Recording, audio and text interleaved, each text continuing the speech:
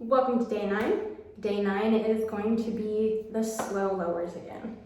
You have the number that you were able to do last week. You wrote that down because you were a good yogi / workout person. So we're going to look to increase that number. If you want to increase it by 25%, I think that that's ideal.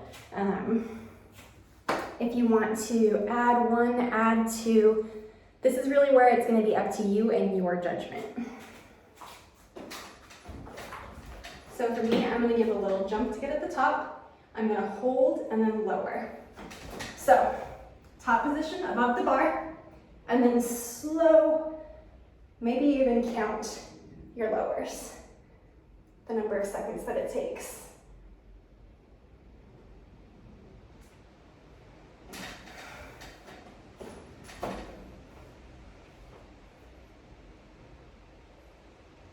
This is working the negative. So this is hopefully not going to burn you out after all of the pulling that you did yesterday, but still work the same muscle group, just slightly different muscles. Keep going here. And again, when I jumped up, if you saw my legs were swinging, try to control the swinging. That's going to help too with your core, with the pulling, with everything. Again, these are super, super hard, especially the slower that you go, the harder that it is. So be kind to yourself, but really try to push yourself this week. We've got a little bit of a foundation underneath of us and a good place that we've started building from. So this week, try to push yourself a little more. And if you could see, my thumbs were included in my grip, they were not split out. Again, let's try to aim for that this week. And that's the slow lowers. Next up is the dumbbell pullovers. I've forgotten how to look. We're on dumbbell pullovers. If you are a gym person, you maybe already know this, but if you're not, we're gonna go through it together.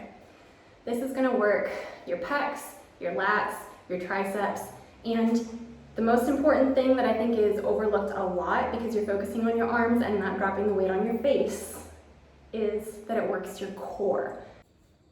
All right, next up we have dumbbell pullovers. We are going to do this exercise in 2 subtly different ways. The first set will be targeting the chest and the second set will be targeting the lats. So grab a fairly light weight. If you only have a can of soup, grab 2. That's fine. Concentrate on the muscles, and the engagement is going to be much more important than having a heavy weight.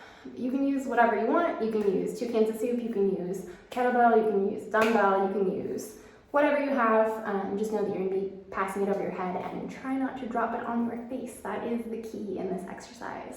So first set, we're going to be focusing on the chest.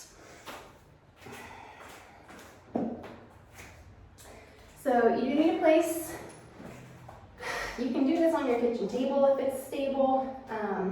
If you have a chair, you don't need your entire back to be on the bench. If you have 2 chairs though, so that you can rest your butt down, that's probably going to be better, especially at the beginning for some stability. But you want your head to be able to kind of go off the back of it. And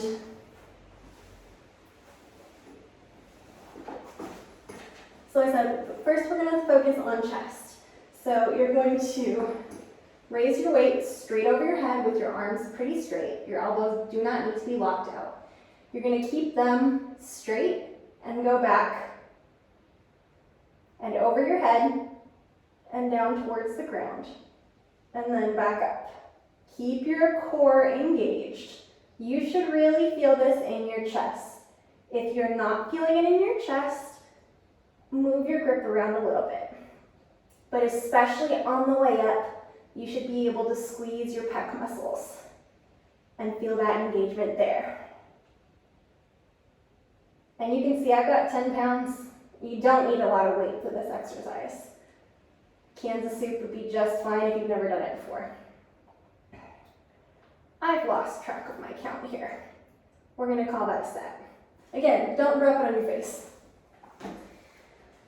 Second set, we're going to change and we're going to kind of spin our elbows out a little bit, and we're going to keep it close to our body the whole time, up and around, okay? And when you're doing that, you should feel that squeeze more in your back.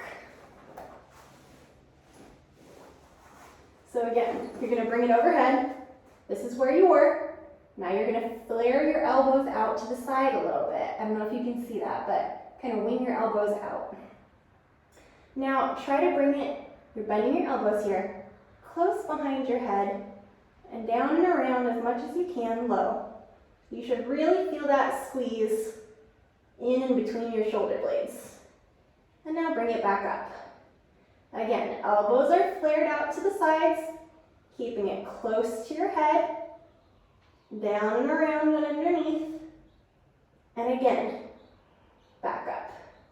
Now, this goes without saying, but I'm going to say it anyways. Do not do anything that hurts. 0% of this should be painful. If you see me shaking here, that means my muscles are engaged.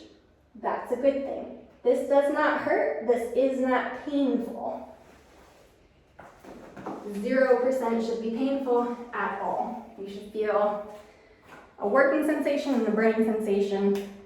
0 pain ever in any of this. Unless you're sore afterwards with your grip strength, which I'm told you have been. So that's okay.